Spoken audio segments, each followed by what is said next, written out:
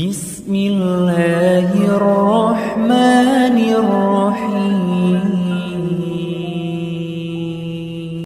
Saya pernah diludahin orang di Bali itu. Kenapa? Waktu itu orang benci kali dengan pakaian ini, Pak. Sampai sekarang masih benci orang dengan pakaian ini. Maka saya sering minta maaf kepada para ulama, para habaib. Minta maaf sebesar-besar. Saya berpakaian semacam ini bukan apa-apa. Bukan karena sok-sokan habib dibilang ulama. Tidak. Saya ini tinggal di Bali, Pak. Saya tinggal di tempat minoritas. Kalau saya tidak jaga iman, tidak jaga diri saya, Pak, maksiat datang menawarkan diri, Pak. Itu bule-bule, Pak. Datang, kalau datang itu ketemu cipika-cipiki, nyosor langsung, Pak. Kalau saya nggak berpakaian kayak gini, Pak, nggak kuat iman. Tapi kalau berpakaian gini, dia begini, Pak, bule. Oh, good. You Muslim now, ya, katanya. Masuk Islam kamu sekarang, ya. Islam don't touch woman. Islam nggak sentuh perempuan. Bahkan dia beli lukisan saya, boleh-boleh, Pak, dia kasih duit ke tangan saya. Dia bilang, no, don't touch, you holy man, don't touch money, katanya. Kasih anak buah karyawan di galeri. Jadi ini pakai ini pagar diri, Pak. Saya kemarin di Lombok, saya tanya sama satu orang, ada orang Jerman. Tiba-tiba ya dia lihat saya di restoran, Pak, dia samperin saya, kemudian dia masuk Islam. Terus semua yang saya suruh dia ikuti, Pak. Sampai saya tanya, kenapa kamu ikut sama saya? Kenapa kamu percaya dengan semua yang saya ucapkan? Apa dia bilang? Pakaianmu semacam ini nggak mungkin kamu berdusta.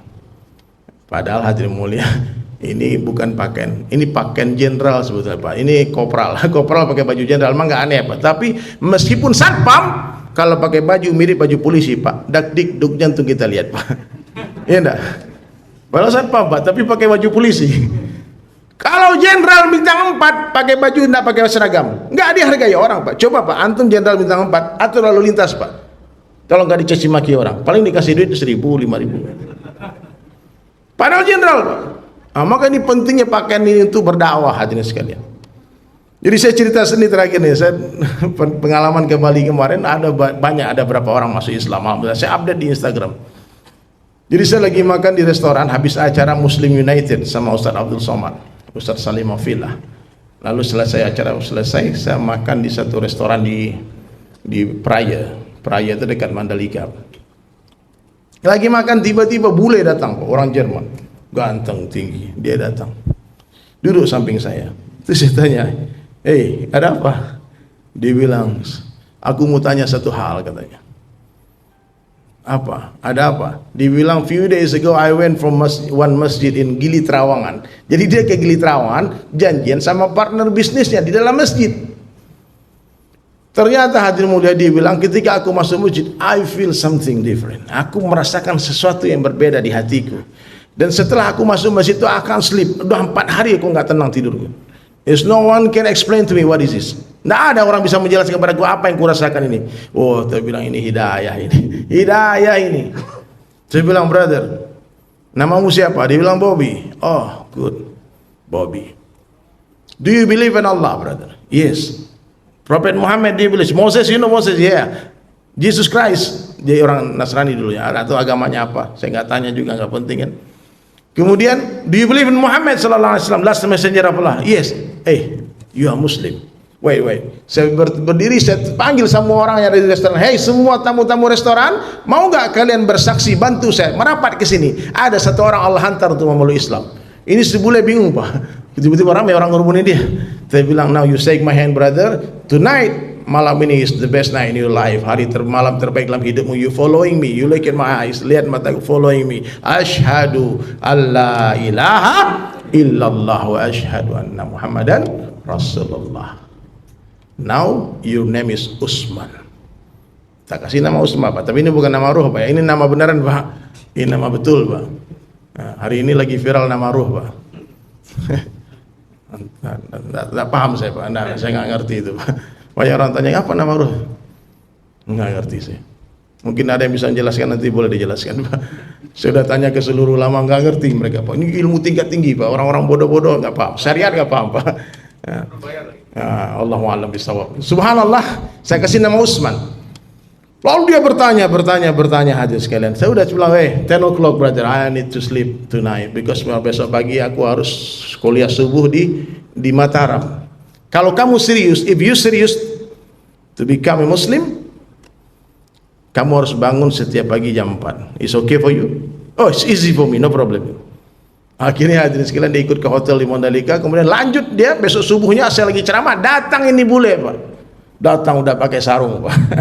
Bule pakai sarung, pakai baju koko. Nggak tahu dapat di mana dia tuh baju malam itu. Subhanallah, dia duduk, dia dengar tausiah. Setelah saya tausiah, saya pamit sama dia pergi balik ke hotel. Lalu saya tanya sama dia, brother, what do you feel? Dia bilang peace, love, feel coming home. Are you happy, brother? First time happy in my life. Dia bilang, ada rekamnya tuh. Pertama kali saya rasakan bahagia dalam hidupku. Saya pikir ini orang gembel Pak, boleh miskin Pak. Lalu saya kepoin di Instagram dia. Oh ternyata nama dia udah diganti jadi Bobby Usman. Bobby Usman. Subhanallah, saya pulang ke hotel, saya cek, ternyata dia bukan sembarang orang.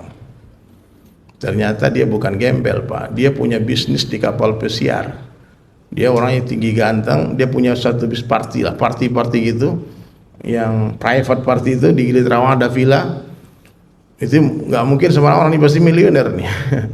Gara-gara pandemi bisnisnya mungkin nggak berjalan ya.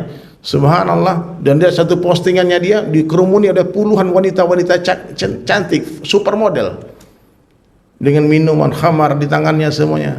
Dan ternyata benar Pak, dunia ini tidak bisa mendatangkan ketenangan. Orang yang kaya raya semacam itu, orang yang dikelilingi wanita-wanita cantik semacam itu, dia katakan first time happy in my life.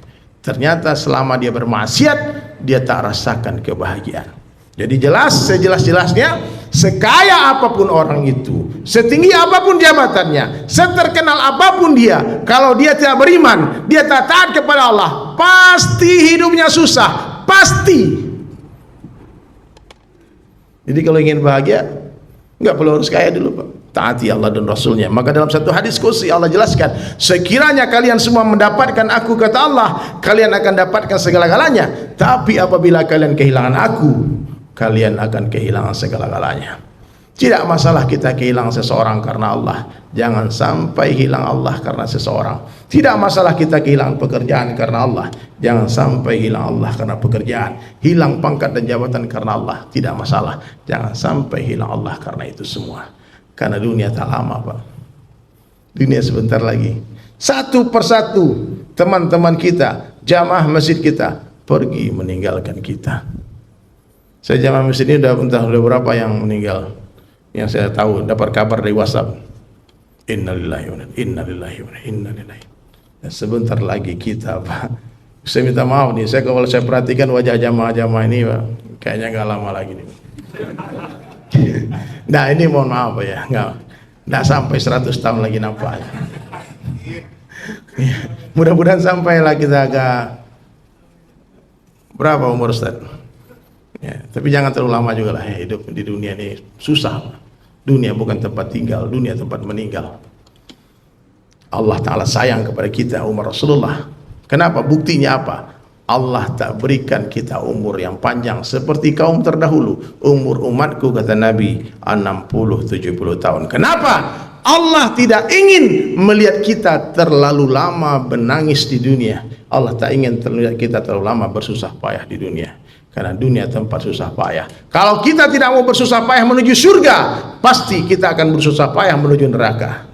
Pasti Pak, jangan dipikir Fir'aun tidak susah payah Pak, dia susah payah juga, tapi semua pengorbanannya, semua susah payahnya, semua tangisannya, bahkan dia dibenamkan di Laut Merah, membawa dia ke dalam azab Allah selama-lamanya.